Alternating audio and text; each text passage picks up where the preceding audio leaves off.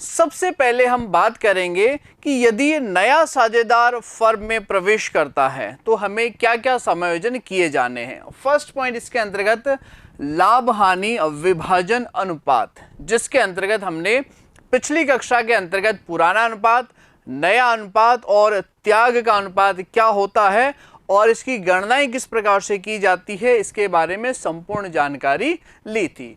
इसके पश्चात आता है नए साझेदार द्वारा लाई गई पूंजी। क्या होता है यदि वो पूंजी नगद में लेकर के आता है, कैश या bank account debit to new partners capital account, और क्या होता है यदि वो संपत्तियां भी साथ में लेकर के आए तो नगद के लिए कैश या बैंक अकाउंट डेबिट, और अगर संपत्तियां लेकर के आता है तो सन्ड्री असेट्स अकाउंट डेबिट, जो भी फर्नीचर, बिल्डिंग, प्लांट, मशीनरी, जो भी संपत्तियां लाई जाती है उन्हें डेबिट करेंगे to new partners capital account. इसके बाद हमने चर्चा की थी संचित लाभों और हानियों का वितरण। ऐसे लाभ हानि जो व्यापार में एकत्रित हो रखे हैं उन्हें पुराने साझेदारों में पुराने लाभ हानि विभाजन अनुपात में वितरित किया जाएगा। ये सारी हमने जानकारियां ली थी। आज की कक्षा में हम क्या करेंगे, परिसंपत्तियों या संपत्तियों का पुनर्मूल्यांकन किस प्रकार से किया जाए और इनका पूंजी खातों पर प्रभाव क्या रहने वाला है, और कुछ जानकारी हम ख्याति के संदर्भ में भी लेने वाले हैं। तो शुरुआत करते हैं। सबसे पहले बात करें कि भाई संपत्तियों का पुनर्मूल्यांकन या दायित्वों का पुनर्निर्धारण क्यों किया जाए, इसकी आवश्यकता क्या है। देखिए, व्यापार के अंतर्गत अलग अलग कारणों से हो सकता है संपत्ति का मूल्य अधिक दर्शाया गया हो, ऐसा भी हो सकता है संपत्ति का मूल्य कम दर्शाया गया हो, और यही कार्य दायित्वों के संदर्भ में हो सकता है। अब आप बात करोगे सर ऐसा क्यों, क्या कारण है, तो देखिए एक कारण तो ये हो सकता है कि अगर कुछ वर्षों से लाभ कम हो रहे हैं, प्रॉफिट्स में कमी है, तो हम हो सकता है संपत्तियों पर हाश नहीं लगा रहे। व्यापार अगर निरंतर लॉसेज में जाता है तो कोई व्यापार को अच्छा दिखाने के लिए उस पर हाश नहीं लगाएगा। कई बार ऐसा भी होता है कि इन्वेस्टर्स को प्रभावित करने के लिए हम व्यापार की संपत्तियों को, लाभों को बढ़ा चढ़ा करके लिखते हैं, तब भी वे हो सकता है ओवर वैल्यूएशन किया गया हो।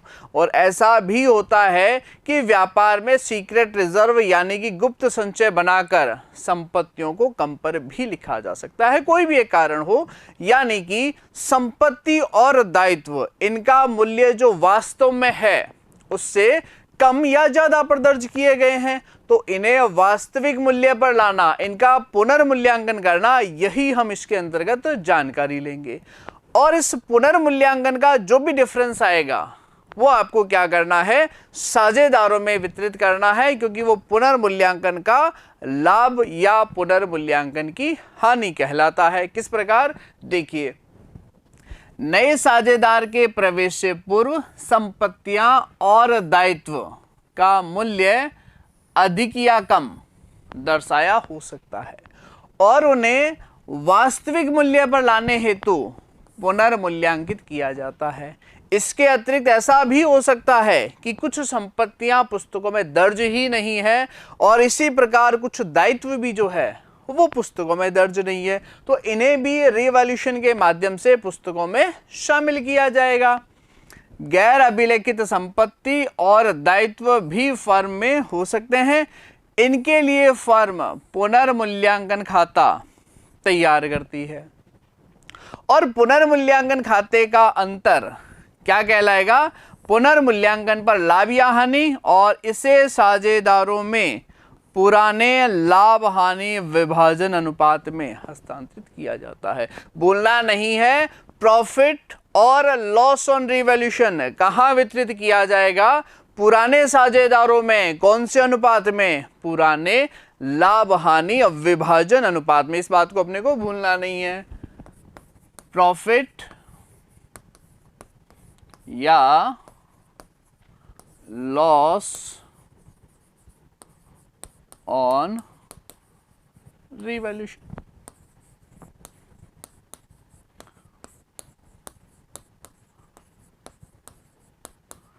पुराने साझेदारों के पूंजी खाते में कौन से अनुपात में?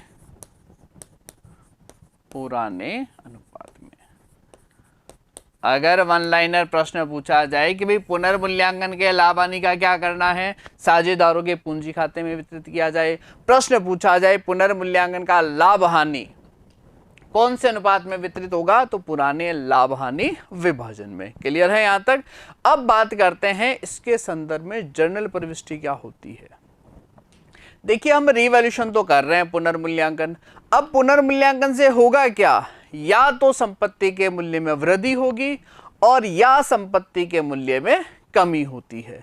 अब देखिए संपत्ति, जैसा कि हमें पता है संपत्ति का शेष जो है डेबिट शेष होता है, और अगर संपत्ति के मूल्य में और वृद्धि हो रही है तो हम क्या करेंगे, संपत्ति को और डेबिट कर देंगे।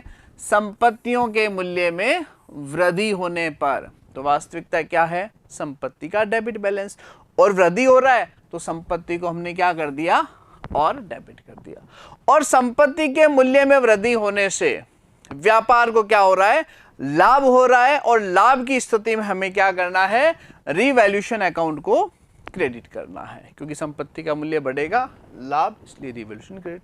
और बिल्कुल इसका विपरीत, संपत्ति के मूल्य में कमी होने पर तो संपत्तियों का जो डेबिट शेष होता है कम होने के कारण अब संपत्तियों को क्या किया जाएगा, क्रेडिट। और पुनर्मूल्यांकन पर क्या फर्क पड़ेगा, लाभों में कमी तो रिवैल्यूएशन अकाउंट डेबिट, यानी विपरीत पक्ष में रिवैल्यूएशन चलेगा। संपत्ति के मूल्य में वृद्धि तो संपत्ति डेबिट टू रिवैल्यूएशन, कम हो रहा है तो inverse entry to assets revaluation account debit. और बिल्कुल इसका अपोजिट क्या रहेगा, दायित्वों पर प्रभाव। दायित्व क्या होते हैं, क्रेडिट शेष दर्शाते हैं, और अगर दायित्वों में वृद्धि हो रही है तो हम क्या करेंगे, और क्रेडिट किया जाएगा। ये लीजिए, टू रेस्पेक्टिव लायबिलिटीज फॉर दायित्वों के मूल्य में वृद्धि होने पर, ऑलरेडी क्रेडिट होते हैं, मूल्य बढ़ेगा तो और क्रेडिट कर दिया जाएगा। इससे पुनर्मूल्यांकन पर हानि होनी है, ये रिवैल्यूएशन का प्रभाव। विपरीत पक्ष में रिवैल्यूएशन चलेगा। अब क्या हो सकता है, दायित्वों के मूल्य में कमी, तो दायित्व जो क्रेडिट शेष रखते हैं अगर इनके मूल्य में कमी होगा तो क्या आ जाएगा, दायित्व को डेबिट कर दिया जाएगा। क्लियर है? अब देखिए अगर मैं बात करूं कौन सी राशि से डेबिट या कौन सी राशि से क्रेडिट, तो जितना वृद्धि हुआ है या जितना राशि कम हुआ है उतना क्या आएगा, डेबिट या क्रेडिट। राशि कौन सी आएगी, वृद्धि राशि। यहां जितनी भी कमी राशि हुई है, दायित्वों में जितनी वृद्धि है या दायित्वों में जितनी कमी है, यानी कि स्टॉक अगर 1 लाख का है और इसका मूल्यांकन 1,20,000 पर किया जा रहा है तो 20,000 से स्टॉक बढ़ गया तो ये प्रविष्टि 20,000 से होगी। दायित्व जो आपके 50,000 के हैं अब वो 40,000 के रहे हैं, 10,000 कम हो गया तो ये प्रविष्टि 10,000 से की जाएगी। यानी जितना की संपत्ति के मूल्य में परिवर्तन आया है, जितना वृद्धि या जितना कमी हुआ है, वही राशि यहां प्रदर्शित किया जाएगा। अब क्या हो सकता है, ऐसी संपत्तियां या ऐसे दायित्व जो रिकॉर्डेड नहीं है, पुस्तकों में दर्ज नहीं है, लेकिन जैसे ही पुनर्मूल्यांकन किया, रिवैल्यूएशन किया, उस समय सामने आ गई कि भाई इस संपत्ति को तो कहीं दर्शाया ही नहीं है, ये दायित्व तो पुस्तकों में दर्ज ही नहीं है, तो क्या करेंगे। देखिए संपत्ति जो पुस्तकों में दर्ज नहीं है, यानी आज दिनांक तक पुस्तकों में उसका मूल्य कितना है, 0। जब दर्ज ही नहीं है तो 0 मूल्य है। अब उसके बारे में पता चल गया कि भी एक स्टॉक जो है वो 20,000 का है, वो पुस्तकों में दर्ज नहीं है, तो निश्चित रूप से वो स्टॉक में वृद्धि है। तो वृद्धि के समान ही तो हुई गैर अभिलेखित संपत्तियों के लिए, ये संपत्ति में वृद्धि है। इसी प्रकार एक दायित्व है, माना कि लेनदार, जिसे पुस्तकों में दर्ज ही नहीं है, लेकिन जब जांच पड़ताल की तो सामने आया एक 15,000 का लेनदार है, उसे राशि चुकानी है, तो वो क्या हो गया, लेनदार में वृद्धि। तो गैर अभिलेखित दायित्वों के लिए क्या कर देंगे, रेस्पेक्टिव लायबिलिटीज को क्रेडिट। संपत्ति बढ़े तो डेबिट, कम हो तो क्रेडिट। दायित्व उल्टा चलता है, वृद्धि होगा तो क्रेडिट आएगा, कमी होगा तो डेबिट। ये इस प्रकार से संपत्ति और दायित्व के मूल्य में जितनी भी राशि की वृद्धि होती है या जितनी राशि की कमी होती है वो आपका इस प्रकार से प्रदर्शन किया जाएगा। अब क्या करना है, रीवैल्यूएशन का अंतर निकालेंगे। अंतर कैसे कि भाई इन 6 एंट्रीज में रीवैल्यूएशन क्रेडिट कितना हुआ है, डेबिट कितना हुआ है, इनका क्या करेंगे, कंपैरिजन करेंगे। और अगर क्रेडिट पक्ष ज्यादा है, रीवैल्यूएशन का क्रेडिट शेष है, तो रीवैल्यूएशन एक नॉमिनल अकाउंट है, नाम मात्र का खाता है, और अगर उसका क्रेडिट बैलेंस है तो निश्चित रूप से ये क्या है, पुनर्मूल्यांकन पर होने वाला लाभ है। और किस में जाएगा, साझेदारों में जाएगा। कौन से अनुपात में जाएगा, पुराने लाभ हानि विभाजन अनुपात में। ये लीजिए, पुनर्मूल्यांकन पर लाभ होने पर revaluation to old partners capital, कौन से अनुपात में, साझेदारों में उनके पुराने अनुपात में वितरित किया जाता है।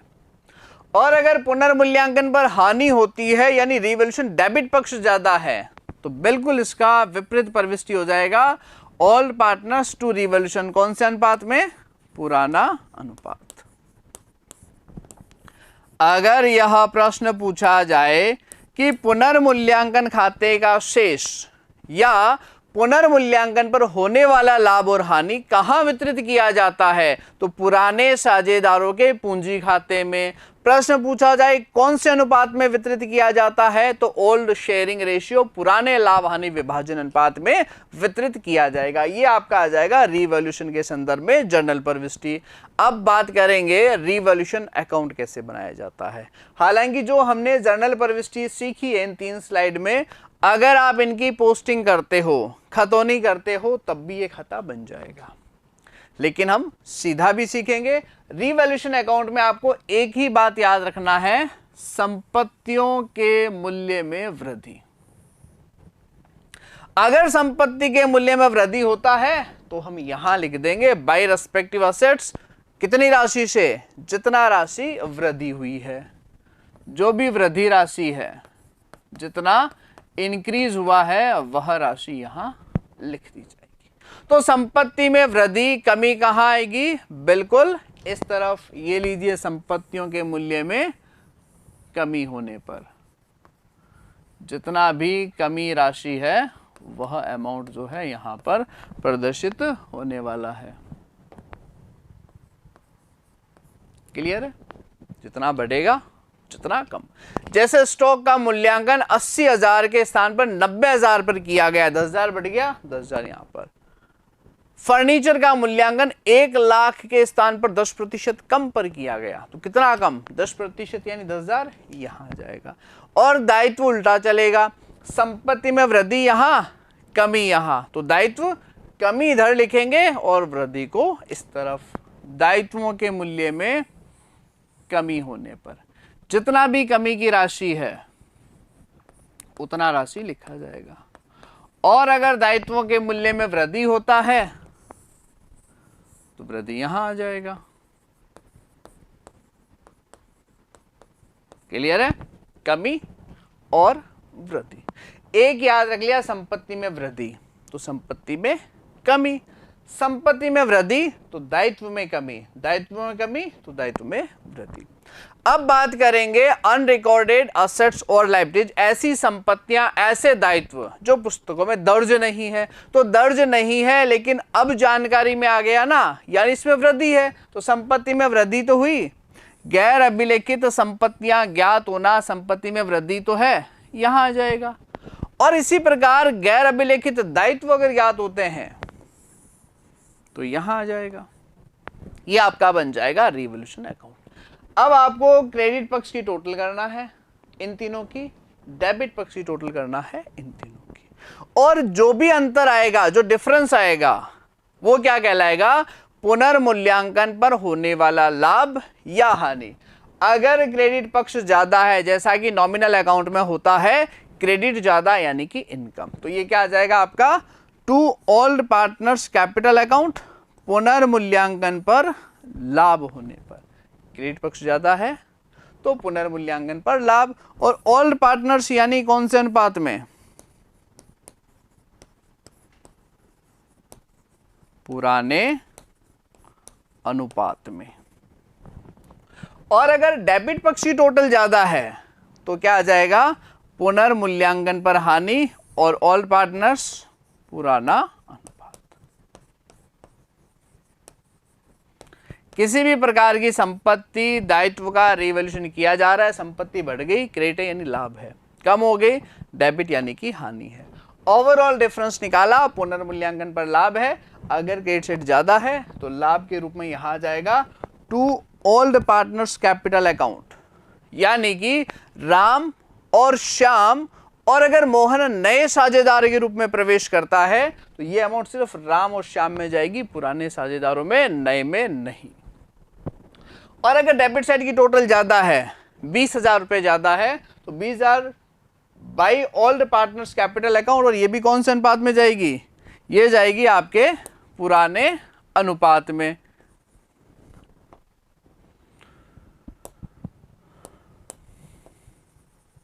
कौन से अनुपात में जाएगी?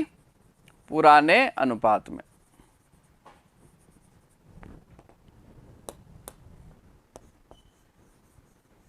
By old partners capital. Clear है? ये पुनर्मूल्यांकन पर लाभ और हानि का जो डिस्ट्रीब्यूशन है इस प्रकार किया जाएगा। अब देखिए यहां पर भी एक विशेष ध्यान देने की जरूरत है। क्या? सबसे पहले पूछा जाता है पुनर्मूल्यांकन खाता कौन सा खाता है? नॉमिनल अकाउंट है, नाम मात्र का खाता है। वन लाइनर प्रश्न आ गया, नॉमिनल अकाउंट का नेचर क्या है? रिवॉल्यूशन का नेचर क्या है? Nominal account. और पुनर्मूल्यांकन खाता कब बनाया जाता है? नए साझेदार का प्रवेश, किसी साझेदार की मृत्यु या किसी साझेदार की निवृत्ति पर यह खाता बनाया जाता है, तैयार किया जाता है। और क्यों बनाया जाता है? संपत्ति और दायित्वों का पुनर्मूल्यांकन करने के लिए, उनका रिवैल्यूएशन करने के लिए खाता बनाया जाता है। संपत्तियों और दायित्वों के वास्तविक मूल्य ज्ञात करने हेतु, उनका रिवैल्यूएशन करने हेतु, उनका पुनर्मूल्यांकन करने हेतु यह खाता बनाया जाता है। और जो पुनर्मूल्यांकन खाते का जो शेष निकल करके आएगा, जो पुनर्मूल्यांकन पर लाभ या हानि होगा, उसका हम क्या करेंगे? वो अपने को क्या करना है? पुराने साझेदारों में उनके पुराने लाभ हानि विभाजन अनुपात में वितरित। पुनर्मूल्यांकन खाते का शेष यानी कि पुनर्मूल्यांकन पर लाभ या हानि पुराने लाभ हानि विभाजन अनुपात में। गड़बड़ मत कर देना, नए में नहीं आएगा। राम और श्याम, अगर मोहन एडमिशन ले रहा है तो पुराने तो राम और श्याम हुए, तो राम और श्याम में जाएगा, मोहन वाली गड़बड़ नहीं कर देना है। और एक विशेष बात का और ध्यान में रखना है, वो क्या है? यदि संपत्ति दायित्व का पुनर्मूल्यांकन तो किया जाए परंतु उनके पुस्तक मूल्य में कोई परिवर्तन नहीं किया जाए, यानी रिवॉल्यूशन तो करेंगे कि बिल्डिंग 1 लाख की है क्या, वास्तव में 1 लाख की है क्या, कम है या ज्यादा है, वो डिफरेंस निकालेंगे, लेकिन उनके बुक वैल्यू में कोई चेंज नहीं करेंगे, यानी कि नए चिट्ठे में भी पुराने मूल्य पर ही प्रदर्शित किया जाना हो।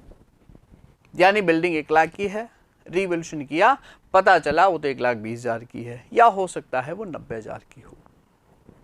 लेकिन जो एडमिशन के बाद नई बैलेंस शीट बनेगी उसमें जो बैलेंस शीट के अंतर्गत संपत्ति और दायित्व है उनका मूल्य चेंज नहीं होगा। यानी पहले 1 लाख था, वो बाद में भी 1 लाख लिखेंगे, चाहे उसका वैल्यूएशन 1,20,000 पर किया जाए या उसका वैल्यूएशन जो है 90,000 पर किया जाए, संपत्ति के पुस्तक मूल्य में चेंज नहीं करना है। नई बैलेंस शीट में उनको पुराने मूल्य पर लिखना है। तो क्या करना है?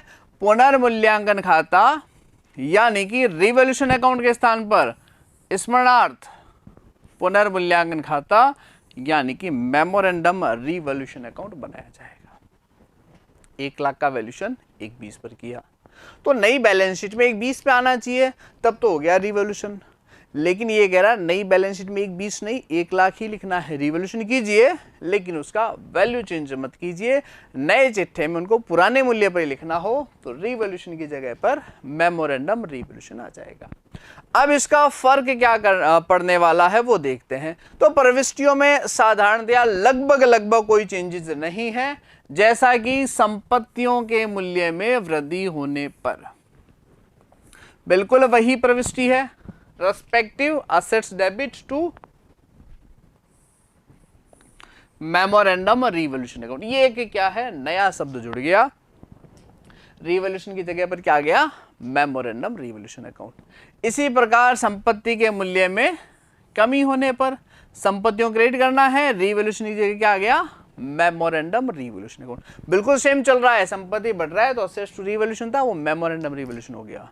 कम पर मेमोरेंडम रिवॉल्यूशन टू असेट्स। इसी प्रकार दायित्वों के मूल्य में वृद्धि होने पर, तो दायित्व को क्रेडिट करते थे, रिवॉल्यूशन की जगह नया शब्द आ गया, मेमोरेंडम रिवॉल्यूशन अकाउंट। और राशि भी वही लेनी है, कौन सी, जो भी आपकी वृद्धि राशि है या जितनी भी संपत्तियों के मूल्य में कमी आई है या दायित्वों के मूल्य में वृद्धि हुई है, अमाउंट चेंज नहीं। यानी फिलहाल इतना ही चेंज है, रिवॉल्यूशन के स्थान पर मेमोरेंडम रिवॉल्यूशन शब्द काम में लिया गया है। दायित्वों के मूल्य में कमी होने पर वही प्रविष्टि है, शब्द चेंज हो गया, रिवॉल्यूशन की जगह मेमोरेंडम रिवॉल्यूशन अकाउंट। और गैर अभिलेखित संपत्तियों के लिए सेम प्रविष्टि है, शब्द का फेर है, रिवॉल्यूशन की जगह मेमोरेंडम रिवॉल्यूशन अकाउंट। और इसी प्रकार गैर अभिलेखित दायित्व के लिए सेम प्रविष्टि, चेंज क्या है, रिवॉल्यूशन की जगह मेमोरेंडम रिवॉल्यूशन अकाउंट। यानी चाहे रिवॉल्यूशन बनाए या मेमोरेंडम रिवॉल्यूशन, ये 6 प्रविष्टि सेम है, सिर्फ रिवॉल्यूशन की जगह क्या आ गया, मेमोरेंडम रिवॉल्यूशन अकाउंट। अब आप कहोगे सर अगर सेम ही है तो फिर हमें क्यों पढ़ाया जा रहा है, तो पढ़ाया क्यों जा रहा है, इसका कारण ये रहा। यानी कि जब आप रिवॉल्यूशन अकाउंट बनाते हो तो लाभ की भी एक प्रविष्टि की जाती है, और अगर हानि है तब भी एक प्रविष्टि की जाती है। यहां पर 2 प्रविष्टियां हैं।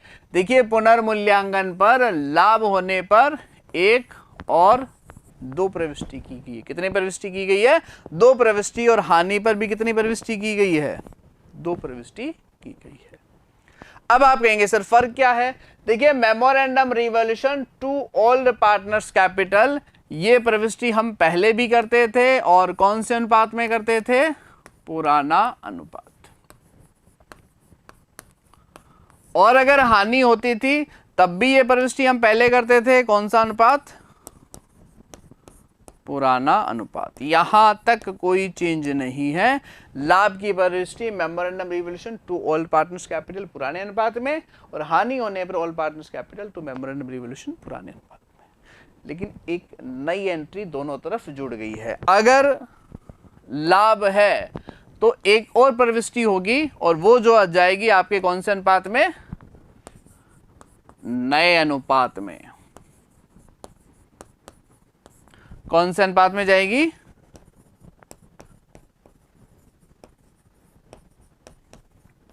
नए अनुपात में। यानी पुराने में तो जा ही रहा था memorandum to revolution, memorandum revolution to old partners capital, अब नए में और जाएगा old partners capital to memorandum revolution account. 2 प्रविष्टि होगी लाभ की, विपरीत पक्ष में नए अनुपात में और बांटना है। जिस प्रकार हानि है old partners capital to revolution की जगह टू मेमोरेंडम रिवॉल्यूशन अकाउंट, ये तो कॉमन एंट्री है पुराने में। लेकिन इसके विपरीत ऑल पार्टनर्स कैपिटल अकाउंट, इन शब्दों पर ध्यान दीजिए। यहां ओल्ड पार्टनर की जगह ऑल पार्टनर, रिवर्स में ऑल पार्टनर। क्या फर्क है, राम और श्याम ये ओल्ड पार्टनर है, और मोहन को शामिल कर दिया, ये ऑल पार्टनर है, ALL। तो पहले राम और श्याम में पुराने अनुपात में, फिर इसके विपरीत राम, श्याम और मोहन में नए अनुपात में। इसका कारण क्या है, देखिए कारण एक्चुअल में इसका यह है, अगर मान लीजिए भवन जो है वो 1 लाख रुपए का है, और पुनर्मूल्यांकन जो किया जाता है वो किया जाता है 1,20,000, और नए चिट्ठे में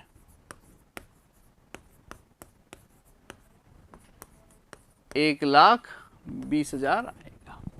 लेकिन सेकंड कंडीशन में क्या कह रहा है, भवन का मूल्य 1 लाख, पुनर्मूल्यांकन 1 लाख, नए चिट्ठे में पुनर्मूल्यांकन दिया गया है 1,20,000, लेकिन नए चिट्ठे में जो है 1 लाख रुपए पर ही प्रदर्शित करना है। ये चेंजेस है। तो देखिए जो आपने वैल्यूशन किया था 1 लाख की जगह पर 20,000, तो ये 20,000 क्या था? लाभ था, जिसको हमने क्या किया? पुराने साझेदारों में वितरित किया और बैलेंस शीट में 1,20 चला गया। यहां क्या हुआ? वैल्यूशन किया 1 लाख का 1,20,000 पर, तो 20,000 क्या हुआ? लाभ। ये राम एंड श्याम का हिस्सा हुआ। जिस प्रकार ये भी था ना राम एंड श्याम का, वैसे ही राम और श्याम का हुआ। लेकिन ये कह रहा है कि पुस्तक मूल्य चेंज मत कीजिए, नई बैलेंस शीट में इसे वापस 1 लाख पे ही लिखिए। तो अब ये जो 20,000 की हानि हो रही है, ये राम, श्याम और मोहन तीनों पर आने वाली है। समझ में आ गई मेरी बात? एक कंडीशन थी पुनर्मूल्यांकन की, 1 लाख का मूल्यांकन 1,20 पर, 20,000 बेसिक प्रॉफिट हो गया पुनर्मूल्यांकन का, पुराने अनुपात में बांट दिया और नए चिट्ठे में भी 1,20 पे रह गया। लेकिन कंडीशन क्या डाली गई है? पुनर्मूल्यांकन तो करेंगे, लेकिन जो नया चिट्ठा बनेगा इनके मूल्य में कोई परिवर्तन नहीं है। तो जैसे ही पुनर्मूल्यांकन किया, लाभ हुआ 20,000 का, ये तो जाएगा राम और श्याम में। लेकिन नए चिट्ठे में इसको किस पर लिखना है? 1 लाख पे लिखना है, तो ये 20,000 हानि मानते हुए जो करेंगे अपन राम, श्याम और मोहन पे। यानी जो 20,000 का लाभ है, इसकी एक प्रविष्टि लाभ मानते हुए और एक हानि मानते हुए करेंगे। इसी प्रकार अगर हानि हो तो एक प्रविष्टि को हानि मानते हुए पुराने अनुपात में और विपरीत पक्ष में जो है नए अनुपात में भी की जाएगी। अब खाता किस प्रकार बनाना है? बिल्कुल वैसा ही जैसा रिवॉल्यूशन में था, थोड़ा चेंज है, वो भी हम बात कर लेंगे। किस प्रकार से? देखिए, संपत्तियों के मूल्य में वृद्धि होने पर बस एक शब्द याद रखना है। चाहे रिवॉल्यूशन अकाउंट बनाते हो या मेमोरेंडम रिवॉल्यूशन अकाउंट बनाते हो, इस शब्द पर गौर कीजिएगा। संपत्तियों के मूल्य में वृद्धि क्रेडिट में आएगी, तो कमी कहां आ जाएगी? डेबिट में। क्लियर है? दायित्व विपरीत चलेंगे। संपत्ति में वृद्धि आई है तो दायित्व में क्या आएगी? कमी। और दायित्व में कमी यहां आई है तो दायित्व में वृद्धि कहां आ जाएगी? यहां आ जाएगी। गैर अभिलेखित संपत्तियों में वृद्धि तो है, यहां आ जाएगी। और गैर अभिलेखित दायित्व जो है उनको ज्ञात होने पर दायित्व में वृद्धि है, यहां आ जाएगी। ये रिवॉल्यूशन में भी लिखते थे, ये हमने मेमोरेंडम रिवॉल्यूशन में भी लिखा है, यहां तक कोई परिवर्तन नहीं है। अब हमने क्रेडिट पक्ष की टोटल की तीनों की, डेबिट पक्ष की टोटल की तीनों की, तो हमारे पास में आ गया profit on revolution balancing figure, अंतर की राशि। हो सकता है डेबिट ज्यादा हो तो यहां आ जाता बाय लॉस ऑन रिवॉल्यूशन, कोई बड़ी बात नहीं है। तो माना कि प्रॉफिट आ गया, यहां लिख दिया हमने प्रॉफिट ऑन रिवॉल्यूशन। अब देखिए रिवॉल्यूशन में क्या करते थे? रिवॉल्यूशन में हम करते थे जैसे ही लाभ हुआ पुराने साझेदारों में यहीं पर बांट देते थे, और अगर हानि होती तो यहां पर बांट देते। लेकिन मेमोरेंडम रिवॉल्यूशन अकाउंट में क्या है? थोड़ा सा चेंज है, और वो चेंज क्या है? वो चेंज ये है कि यहां पर तो लिखना है प्रॉफिट ऑन रिवॉल्यूशन, और इस राशि को यहां नीचे बांटना है। इस टोटल के बाद में ओल्ड पार्टनर्स कैपिटल अकाउंट, जैसे माना कि राम एंड श्याम है, कौन से अनुपात में? पुराने अनुपात में। ये जो पुराने अनुपात में यहां बांटा जा रहा था, इस टोटल के बाद नीचे बांटा गया है, और इसके विपरीत पक्ष में ये यहां से आ गया, इसके विपरीत पक्ष में ऑल पार्टनर्स, सभी साझेदारों में नए अनुपात में वितरित किया जाएगा। कौन से अनुपात में वितरित किया जाएगा? नए अनुपात में जो है इस राशि को वितरित किया जाएगा।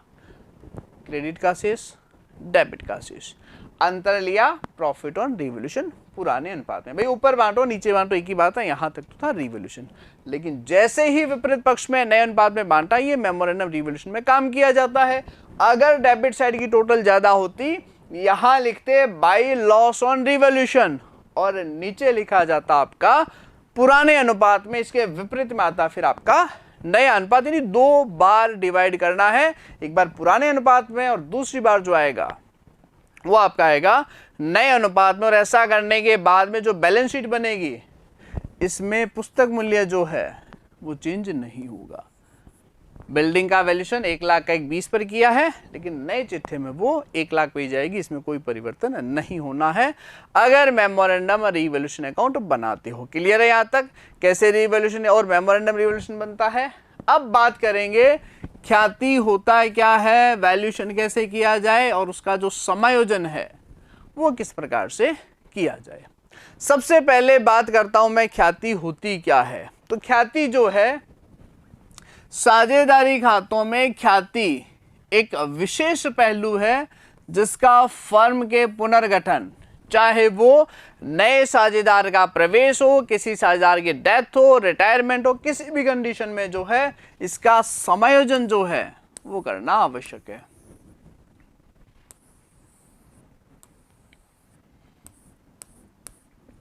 किसी भी प्रकार का लाभ हानि विभाजन में परिवर्तन, प्रवेश, डेथ या रिटायरमेंट पर यह अवश्य किया जाएगा।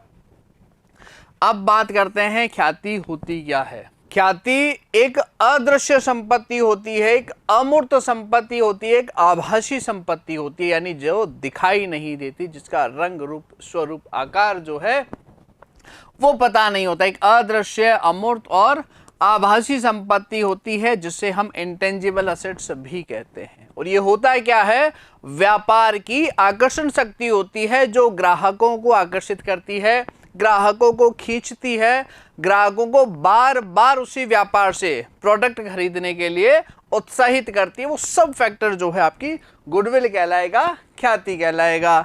यह व्यापार की आकर्षण शक्ति है जो ग्राहकों को आकर्षित करती है। यह व्यवसाय को नए स्थापित व्यवसाय की तुलना में अधिक लाभ कमाने में सहायता करता है। और लेखांकन में जो इसका मौद्रिक वैल्यू है, जिसको मुद्रा में हम माप सके, वो क्या कहलाएगी, आपकी ख्याति कहलाएगी, यानी कि गुडविल कहलाएगी। जैसे कि किसी व्यापार का उत्पाद जो है, प्रोडक्ट जो उसकी क्वालिटी बहुत शानदार है, या जो प्रोडक्ट है उसका मूल्य जो है बहुत कम है, या जो अवेलेबिलिटी है वो इजी अवेलेबिलिटी है। जैसे स्टेशन पर उतरे, बाहर फ्रूट्स और मिठाई की दुकान है, हम फ्रूट्स वहीं से ले लेंगे, मिठाई वहीं से ले लेंगे। तो ये सब जो है गुडविल के फैक्ट्स हो सकते हैं, उसके कारण हो सकते हैं, उसको प्रभावित करने वाले तत्व हो सकते हैं। तो गुडविल क्या है, व्यापार की एक अदृश्य मूर्त संपत्ति है, व्यापार का अट्रैक्शन पावर है जो ग्राहकों को व्यापार से जोड़े रखती है, बार बार वहां लेकर के आती है। अब बात करते हैं ख्याति को निम्न प्रकार परिभाषित किया जा सकता है। ख्याति संभावित अधिक आय का वर्तमान मूल्य है। यानी कि आप 1 लाख रुपए अपने व्यापार में लगाएं, एक नया व्यापार स्थापित करें, और उसी 1 लाख रुपए को आप मेरे व्यापार जो ऑलरेडी चल रहा है अगर आप उसमें विनियोजित करते हैं तो निश्चित रूप से जो लाभ है वो आपको अधिक मिलने वाले हैं। कारण क्या, क्योंकि आप एक तो नया व्यापार शुरू करेंगे, दूसरा मैं ऑलरेडी व्यापार पहले से चला रहा हूँ, व्यापार की बारीकियां मुझे ध्यान में है, मैंने इतने सालों से व्यापार को रनिंग किया है, तो निश्चित रूप से व्यापार अब लाभों की तरफ चल रहा है। तो जो 1 लाख रुपए आप पूंजी लेकर के आएंगे, मैं जो आपको एक्स्ट्रा लाभ दूंगा, एक्स्ट्रा बेनिफिट्स दूंगा, उसके लिए मैं आपसे ख्याति अवश्य लूंगा। तो ख्याति क्या होती है, अधिक लाभ का वर्तमान मूल्य। यानी आपको नए व्यापार की तुलना में मेरे व्यापार में जुड़ोगे तो भविष्य में आपको अगले 5 साल 10 साल तक जो है आपको इतना एक्स्ट्रा बेनिफिट मिलेगा, उसका आज के दिन जो मैं मूल्य आपसे वसूल करने वाला हूं वही ख्याति है, वही गुडविल है। व्यवसाय का पूंजीगत मूल्य जो उसकी विभेदात्मक लाभ क्षमता, प्रॉफिटेबिलिटी से जुड़ा हुआ है। ऐसा मूल्य, ऐसा कैपिटलाइज्ड वैल्यू जो उसकी प्रॉफिटेबिलिटी से जुड़ा हुआ है कि भाई ये लाभ तो निश्चित रूप से होगा। ये अपन क्या कर सकते हैं, ख्याति को इस प्रकार से प्रभावित कर सकते हैं। अब हम बात करेंगे ख्याति के मूल्य को प्रभावित करने वाले घटक, कि भाई जिससे गुडविल बढ़ सकती है किसी व्यापार की, मूल्य पर क्या प्रभाव रहने वाला है, इसके फैक्ट्स जो है, तत्व जो है, कारक जो है वो इस प्रकार है। सबसे पहले बात करते हैं व्यापार का स्वरूप क्या है, प्रोडक्ट किस प्रकार से, उनकी प्राइसिंग कैसी है, उनका मैनेजमेंट कैसा है, व्यापार का आकार प्रकार कैसा है, उन चीज़ों पर ख्याति जो है वो अवश्य निर्भर करती है। अगर ये अच्छा है, जैसे कि एक फर्म को उच्च मूल्य वृद्धि उत्पादों का उत्पादन करती है या जिनके उत्पादों की मांग स्थिर रहती है, अधिक लाभ कमाती है, ऐसे फर्मों की ख्याति जो है अधिक है। यानी कि अगर आप मार्केट में जाते हो, आपको एलजी के प्रोडक्ट्स जाते ही भी एलजी इलेक्ट्रॉनिक्स में हमें तो टीवी दिखा दीजिए, फ्रिज दिखा दीजिए, रेफ्रिजरेटर दिखा दीजिए, तो वो क्या है, उस कंपनी की ब्रांडिंग है, उत्पाद का जो है प्रोडक्ट जो है अच्छा है। एलजी की जगह अगर मान लीजिए आपको फिलिप्स के पसंद आ रहे हैं, भाई नहीं फिलिप्स के जो है वो अच्छे रहते, तो वो क्या है, उसकी ब्रांडिंग है, उसके व्यापार का स्वरूप है। जो प्रोडक्ट है उनकी मांग स्थिर रहने वाली है, यानी कि आप ऐसा कार्य करते हो जिसकी डिमांड मार्केट में नहीं गिरेगी, आपका प्रोडक्ट अवश्य बिकेगा, बजाय इसके कि आप नया प्रोडक्ट लॉन्च करो, उसकी डिमांड होगी नहीं होगी कुछ भी नहीं जानकारी है। तो दो अलग अलग चीज़ें हैं। यानी कि अगर आप समर सीजन में फ्रिज, रेफ्रिजरेटर, एसी, कूलर इनका व्यापार कर रहे हो तो निश्चित रूप से डिमांड आएगी। और कोई ऐसा व्यापार है जिसका अभी सीजन नहीं है, इस तरह का कोई प्रोडक्ट अगर आप बेचना चाह रहे हो तो उसकी डिमांड फिलहाल नहीं आने वाली। स्थान, यदि व्यवसाय का जो केंद्रीय स्थान पर स्थित है तो निश्चित रूप से ग्राहकों की अधिक भीड़ होने वाली है, अधिक संख्या होने वाली है, ख्याति जो है वो अवश्य बढ़ जाएगी। जैसा कि मैंने बताया था कि हम जैसे ही किसी दूसरे शहर में अपने रिश्तेदारों से, जानकारों से मिलने जाते तो निश्चित रूप से हम फ्रूट या सब्जी, फ्रूट या जो भी मिठाई हम अवश्य वहाँ पर लेकर के जाएंगे। तो जैसे हम स्टेशन पर उतरे, वहीं सामने एक मिठाई की दुकान मिली, हमने वहीं से मिठाई ली और चल पड़े। तो वहाँ पर डेली बेसिस पर हो गया ना, भाई कस्टमर आएंगे ही आएंगे, तो उसका मूल्य जो रहेगा, गुडविल का मूल्य जो रहेगा वो ज़्यादा रहेगा। या किसी मार्केट विशेष में जो दुकानें हैं मेन फ्रंट पर है तो सबसे पहले प्रोडक्ट जो है वहाँ से खरीदा जाएगा। लेकिन ऐसा भी हो सकता है फ्रंट वाली दुकानें माल नहीं बेच पा रही है, पीछे की दुकानें अधिक माल बेच पा रही, इसका रीज़न तो इसका कोई और रीज़न रहेगा, वहाँ क्वालिटी अच्छी मिल रही होगी, प्राइस जो रहेगी, डिस्काउंट जो है वो ज़्यादा मिलेगा, प्राइस कम रहेगी, कोई भी फैक्टर हो सकता है जो कस्टमर को व्यापार तक लेकर के आए।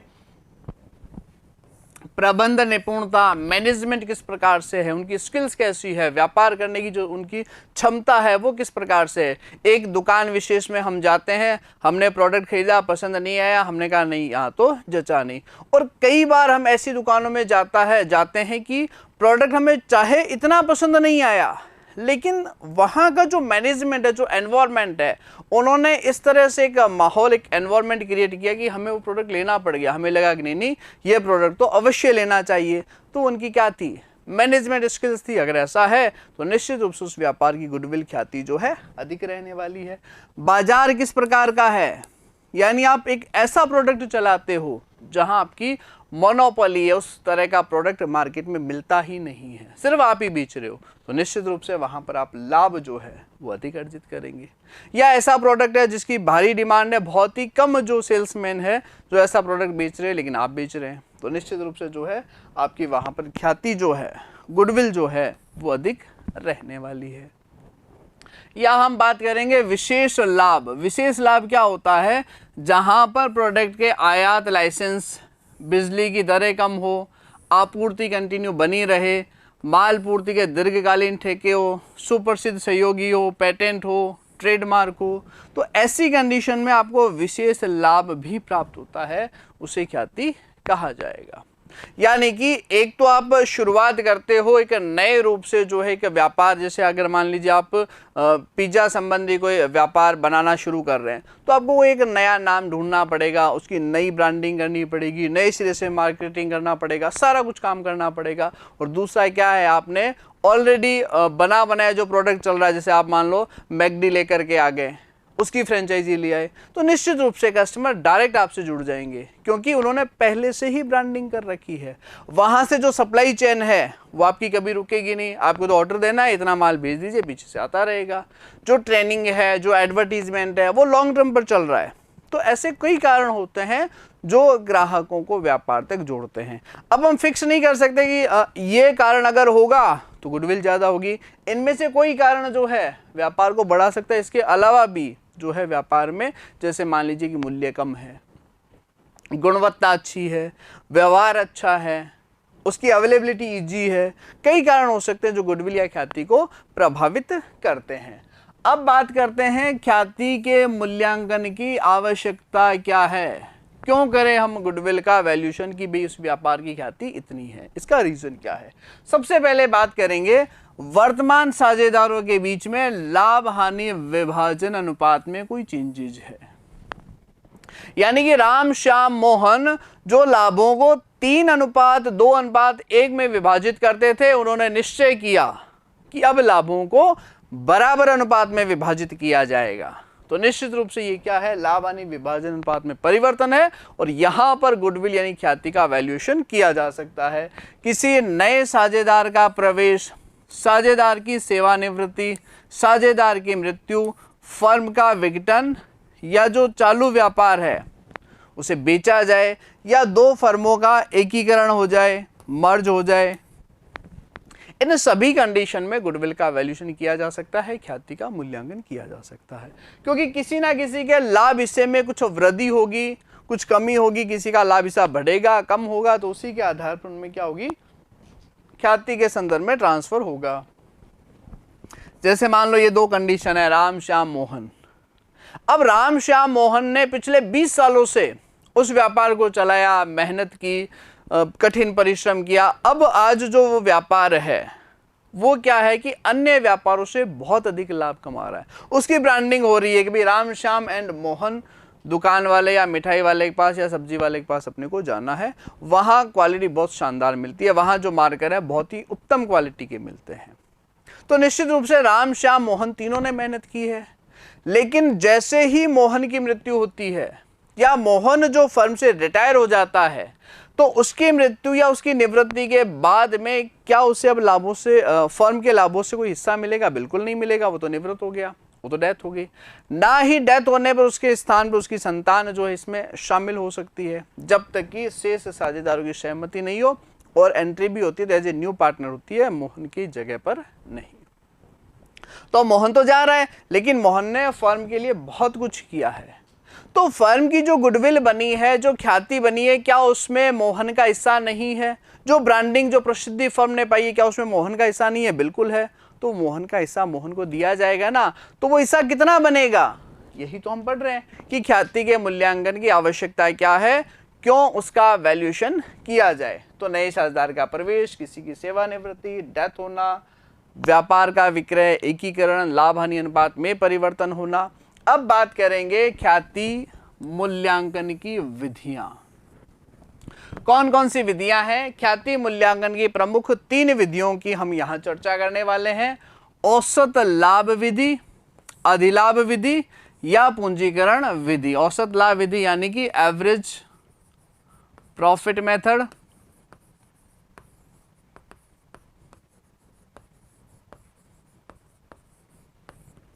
और अधिलाभ यानी सुपर प्रॉफिट मेथड।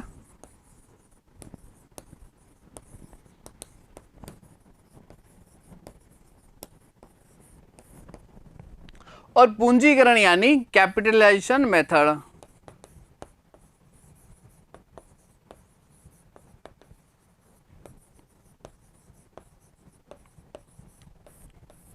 ये जो है 3 विधियों की हम यहां पर चर्चा करने वाले हैं। औसत लाभ क्या होता है? औसत लाभ से जो हम ख्याति की गणना करते हैं, हमें पिछले कुछ वर्षों के लाभ दिए गए होंगे, उन लाभों का हम एवरेज निकाल लेंगे। कैसे निकालेंगे? 5 साल के लाभ है, 5 को जोड़ा, 5 का भाग लगा दीजिए। 10 साल का लाभ है, 10 साल के लाभ को जोड़ा, 10 का भाग लगा दिया। 7 साल का लाभ है, लाभों को जोड़ा, 7 का भाग लगा दिया। ये तो आ जाएगा आपका एवरेज प्रॉफिट। और करना क्या है, इस एवरेज प्रॉफिट को जितने वर्ष का क्रय कहा जाए, जैसा कि प्रश्न में कहा जाए कि 7 वर्षों के औसत लाभों को 3 वर्ष के क्रय के आधार पर ख्याति की गणना, तो 7 सालों का एवरेज निकालेंगे, उसको 3 से गुणा कर देंगे। अगर कहे 5 सालों के औसत लाभ का 2 वर्ष के क्रय के आधार पर ख्याति, तो 5 का भाग लगा के एवरेज निकालेंगे, उसे 2 से गुणा कर देंगे। फिर आ जाएगा आपका अधिलाभ विधि। सुपर प्रॉफिट के आधार पर ख्याति कैसे निकलेगी? तो यहां भी प्रश्न में कहा जाएगा अधिलाभों के 2 वर्ष के क्रय के आधार पर अधिलाभों को 2 से गुणा कर देंगे। अधिलाभों के 3 वर्ष के क्रय के आधार पर अधिलाभों को 3 से गुणा कर देंगे। अब अधिलाभ निकलेगा कैसे? औसत लाभों में से सामान्य लाभ घटाएंगे, अधिलाभ आ जाएगा, जिसकी चर्चा भी हम आगे करेंगे। अब बात करते हैं पूंजीकरण विधि यानी कि कैपिटलेशन मेथड क्या होता है।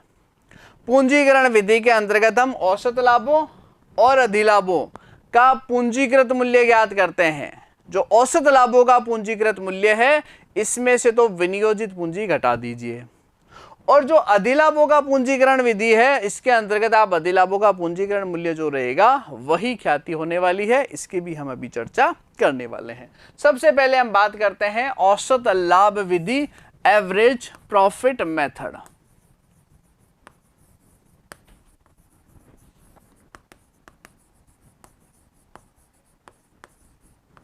एवरेज प्रॉफिट मेथड के अंतर्गत क्या करते हैं, कुछ वर्षों के लाभों में वर्षों की संख्या का भाग देकर के औसत लाभ ज्ञात किया जाएगा, और औसत लाभ में क्या करना है, जितनी भी स्वीकृत संख्या है जो क्रय के वर्ष है उनसे गुणा करके ख्याति का मूल्य ज्ञात किया जाएगा। क्या करना है, औसत लाभों से आसे कुछ वर्षों के लाभों को जोड़कर वर्षों की संख्या का भाग देकर ज्ञात करने से है।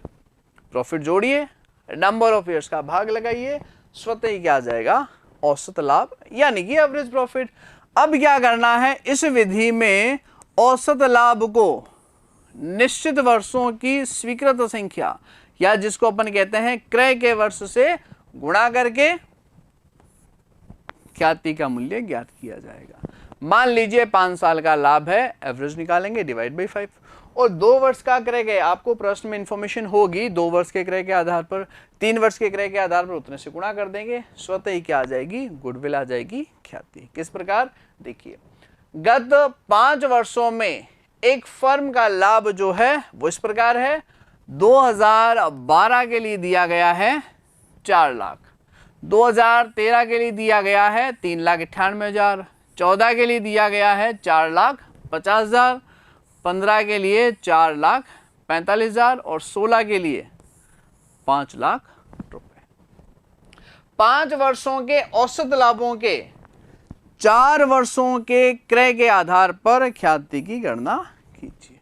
यानी आपको 5 साल का लाभ दिया गया है, 5 सालों के लाभ का जो औसत लाभ निकलेगा उसके 4 वर्ष के क्रय के आधार पर, यानी इन पांचों का एवरेज लेंगे, और जो एवरेज औसत लाभ आएगा उसको जैसे ही 4 से गुणा करोगे वही ख्याति होना है, वही आपकी गुडविल।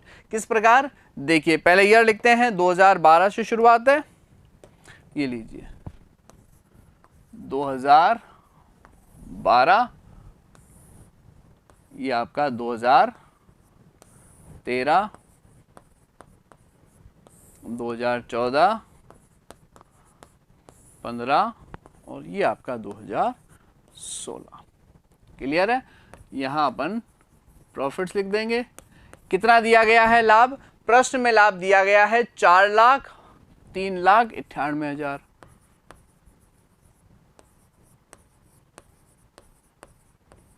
और कितना दिया गया है लाभ, 4,50,000, 4,45 और 5 लाख लिख लेते हैं।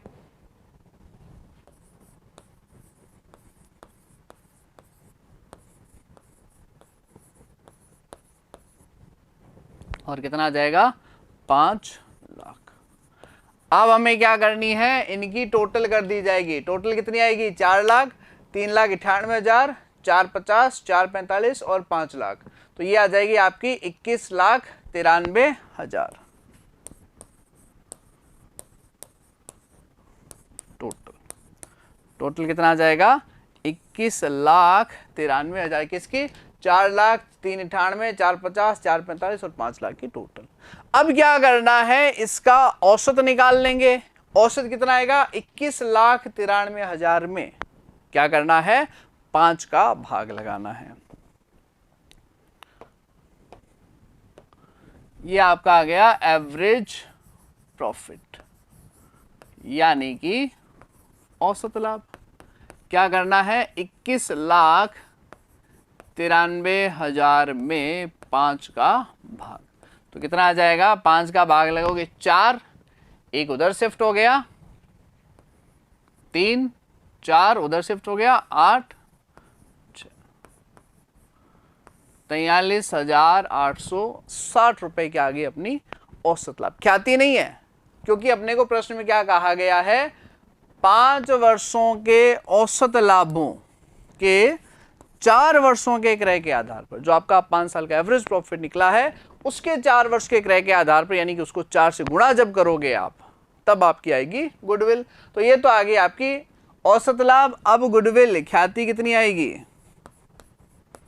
ख्याति बराबर होता है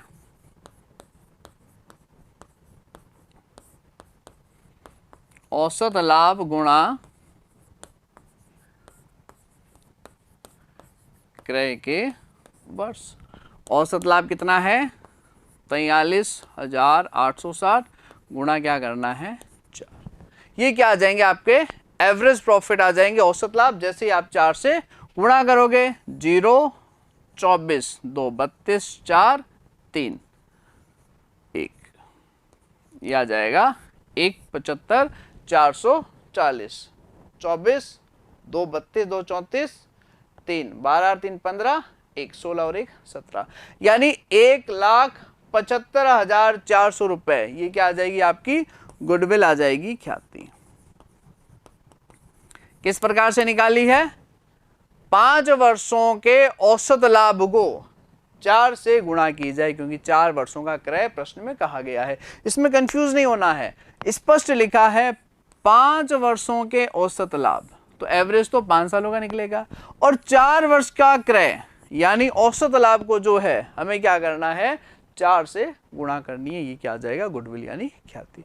अब इसके अंतर्गत एक पॉइंट जो है अपने को ये ध्यान में रखना है, यदि लाभों में असामान्य या असाधारण या हम कहें गैर व्यापारिक या भविष्य में नहीं होने वाले लाभ हानि अगर सम्मिलित है तो उन्हें अलग किया जाएगा, यानी ऐसे लाभों को तो घटाया जाएगा और ऐसी हानियों को जो है हम उसमें जोड़ देंगे। इसका कारण क्या है, क्योंकि ख्याति का मूल्य हमेशा व्यापारिक लाभों पर होता है, जो हमारे व्यापार हैं, जो ट्रेडिंग प्रॉफिट्स है उन पर किया जाएगा, न कि असामान्य या असाधारण लाभ या ऐसे लाभ जो भविष्य में होंगे। यानी कि ऐसे लाभ जो हमेशा निरंतर होते रहेंगे, उनमें कोई कमी वृद्धि नहीं आएगी, उन्हीं के हिसाब से हम क्या करते हैं गुडविल करते हैं, ख्याति की गणना करते हैं। जैसे कि माना कि मेरा फर्नीचर का व्यापार है और मैं आपको साझेदार बनाता हूं और मैंने आपको प्रॉफिट ये दिखाए कि भाई मेरे ये प्रॉफिट है, और इस प्रॉफिट के हिसाब से आप मुझे 4 वर्षों की क्रय के हिसाब से ये ख्याति दीजिए। लेकिन हुआ क्या, इन लाभों पर असामान्य लाभ हानि या असाधारण या गैर व्यापारिक या ऐसे लाभ हानि जो भविष्य में नहीं होंगे वो इंक्लूड है, तो क्या इन पर ख्याति की गणना होगी। यानी कि किसी वर्ष मुझे कोई प्रॉपर्टी बेचने में, कोई प्लांट था, कोई प्लॉट था, कोई प्रॉपर्टी थी, कोई मशीनरी थी, वो बेचने से लाभ हो गया, तो क्या ऐसा लाभ हर वर्ष होगा, नहीं होगा ना। क्या वो मेरा व्यापारिक लाभ था, बिल्कुल नहीं है। मेरा व्यापार तो फर्नीचर का है, फर्नीचर खरीदता हूं, बेचता हूं, उससे जो लाभ होगा उस पर आप गुडविल दोगे, ना कि मैंने किसी कंपनी के शेयर डिबेंचर खरीद रखे हैं, उस पर मुझे ब्याज लाभांश मिल गया, या मेरे पास कोई प्रॉपर्टी वो बेच करके मैंने लाभ कमा लिया, तो उस पर आप ख्याति दोगे क्या, उस पर तो आप भी कर सकते हो, फिर आप भी किसी कंपनी में शेयर इन्वेस्टमेंट खरीद लोगे, मुझे गुडविल देने की कहाँ जरूरत है।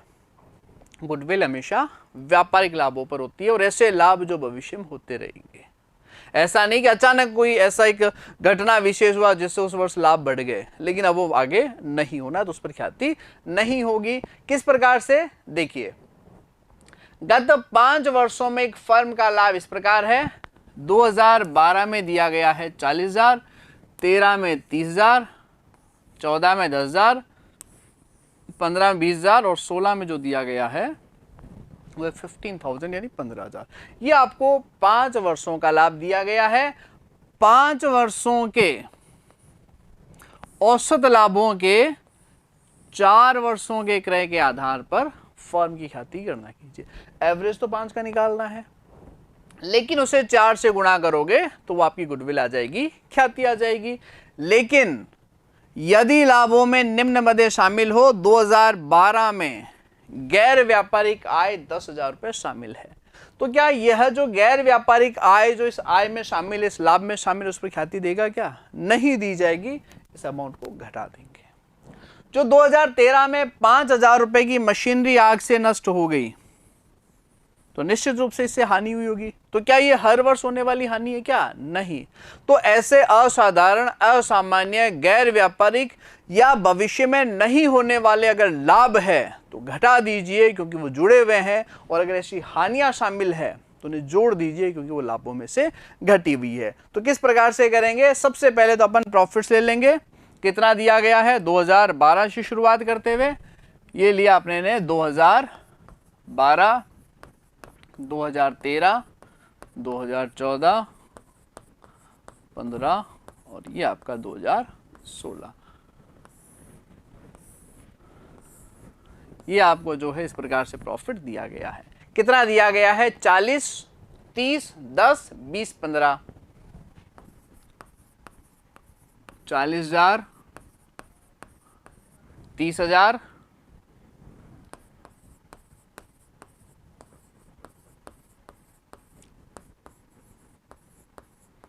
ये आपको प्रॉफिट्स दिए गए हैं। क्या इनका औसत निकाल लिया जाए? बिल्कुल भी नहीं। हमें क्या करना है, जो 2012 में जो गैर व्यापारिक आय थी उससे 10,000 रुपए को इसमें से घटा दिया जाएगा।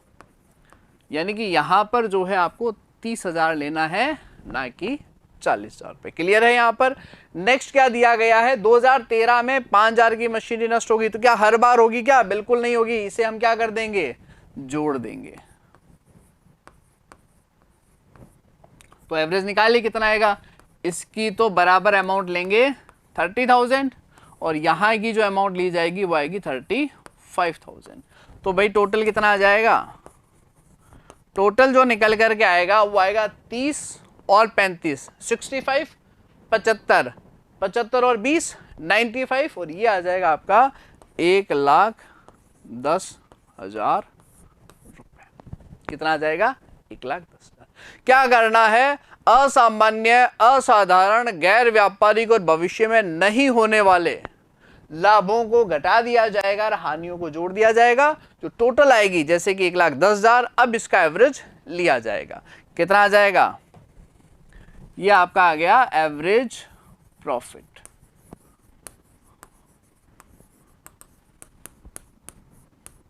एक 1,10,000 में आपने 5 का भाग लगा दिया, ये आ गया 22,000।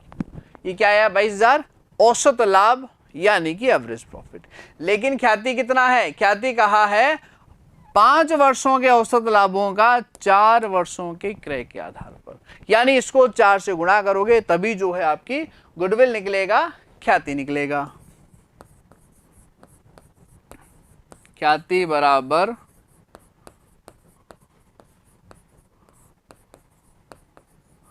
औसत लाभ गुणा 4। ये 22,000 गुणा 4 बराबर 88। ये जो है आपका गुडविल का मूल्य आ जाएगा ख्याति। यानी जितने भी वर्षों का लाभ है उनका एवरेज देंगे और जितने वर्ष का क्रय है, 4 वर्ष का क्रय किया हमने 4 से गुणा कर दी, ये आपकी आ जाएगी गुडविल यानी ख्याति। यानी औसत तो निकालना ही है, लेकिन अगर गैर व्यापारिक, असाधारण, असामान्य मदें हैं तो उन्हें अलग कर देंगे। अगर ऐसे लाभ है तो इन्हें घटा देंगे, हानियां है तो जोड़ दिया जाएगा। अब एक पॉइंट और देखते हैं। यदि लाभों में वृद्धि या कमी की स्थायी प्रवृत्ति पाई जाती है तो औसत के स्थान पर भारित औसत ज्ञात किया जाएगा। यानी लाभ केवल और केवल बढ़ रहे हैं या सिर्फ और सिर्फ लाभों में कमी हो रही है तो हमें क्या करना है? भारित औसत निकालेंगे और भार जो है, वेट जो है वो हमेशा 1, 2, 3, 4, 5, 6 दिया। चाहे लाभों में कमी हो रही हो चाहे वृद्धि हो रही हो, ऐसा नहीं है कि वृद्धि है तो 1, 2, 3, 4, 5, 6 भार देंगे, कमी है तब भी 1, 2, 3, 4, 5, 6 ही जो है वहां पर भार देना है। वेटेड एवरेज प्रॉफिट, भारित औसत लाभ कब निकलेगा?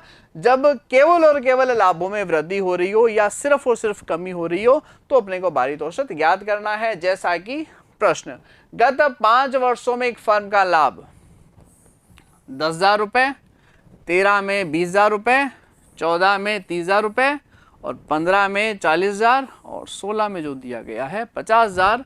5 वर्षों के औसत लाभों के 4 वर्ष के क्रय के आधार पर ख्याति की गणना की जाए।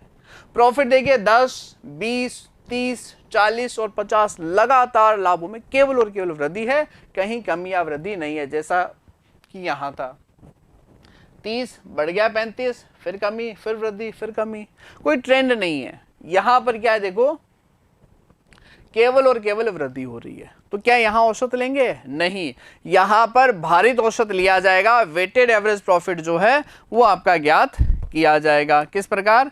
ये देखिए, पहले तो हम ले लेंगे यहां पर ईयर्स। ईयर्स कितने दिए गए हैं? 2012, ये आपके 2013, 2014, 15 और आ जाएंगे 2016। अब क्या करना है? प्रॉफिट्स कितने दिए गए हैं, लाभ कितने दिए गए हैं? प्रॉफिट्स दिए गए हैं 10,000, 20,000, 30,000, 40,000 और 50,000। इस प्रकार से लाभ जो है दिए गए हैं। वेट कितना देना है? यही 1, 2, 3, 4, 5। अब क्या कर देंगे? प्रोडक्ट कर देंगे इनका गुणनफल। क्लियर है? क्या कर दिया जाएगा? इनका गुणनफल कर दिया जाएगा। प्रोडक्ट जो है वो निकाल लिया जाएगा। भार यही देना है 1, 2, 3, 4, 5 और कोई भार जो है वो नहीं दिया जाएगा। लाभ दिया है 10, 20, 30, 50। अब क्या करनी है? इनकी गुणा कर देंगे। 10,000, 20 को गुणा की 40,000, 90,000, 1,60,000 और ये आ जाएगा 2,50,000। गुणा कर देंगे ना, 10 को 1 से गुणा की 10, 20 को 2 से गुणा की 40, 90, 1,60 और 2,50। तो ये आ जाएगा आपका 5,50,000। 250 और 255, 5,50,000। और बाहर की टोटल कितनी आ गई? 15। ये आपका इस तरह से एक स्लैब बन जाएगा। आपको ईयर्स दे रखे हैं, लाभ दे रखे हैं और क्या कहा है? 5 वर्षों के औसत लाभ को 4 से गुणा करके गुडविल यानी कि ख्याति ज्ञात कीजिए। ये हमने वेट दिया 1, 2, 3, 4, 5। ऐसा क्यों किया गया? भार क्यों दिया गया? क्योंकि लाभों में केवल और केवल वृद्धि है। अगर कम ज्यादा होते रहते, फ्लक्चुएट होते रहते, तब नहीं निकालते। केवल वृद्धि है, भार दे दिया, गुणनफल कर दिया। एवरेज कैसे आएगा? 5, 15 में 15 का भाग लगा देंगे।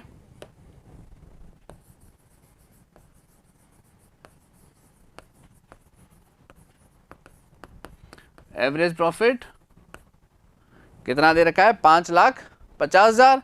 इसके अंतर्गत क्या कर देंगे अपन?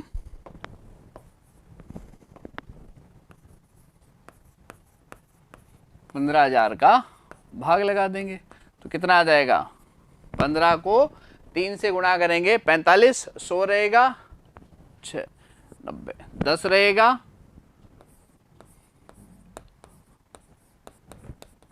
ये अमाउंट जो है निकल करके सामने आ जाएगा। 15 का भाग लगाएंगे 45, 10 रहेगा, 6, 90 फिर 10 रहेगा, यानी ये इस तरह से चलता रहेगा। और ख्याति क्या आएगी? गुडविल क्या आएगी?